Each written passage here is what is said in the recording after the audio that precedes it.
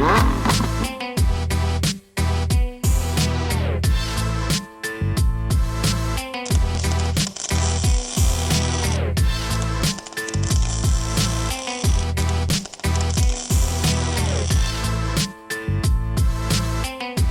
right, guys, we got a 392 charger in here today, but before I go over the system, I need you guys to like, subscribe, and turn on your notifications, all right? Like I said, it's got a 392. It's got Catless Downpipes up here that you can see. It connects straight to his shorties.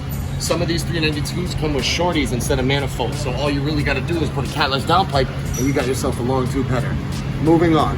Catless Downpipes all the way to the mid pipe. This is still factory X pipe here that comes from the factory, 2 3/4 X pipe.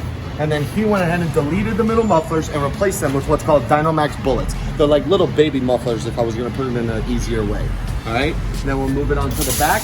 These are the 2 sections that were bent after whatever he decided to run over. We replaced this section here because it wasn't too bad, but this section was really bad. As you can see right here, how bad it was bent out of shape. Literally so much restriction, it could choke the car completely, losing all of his power, all right?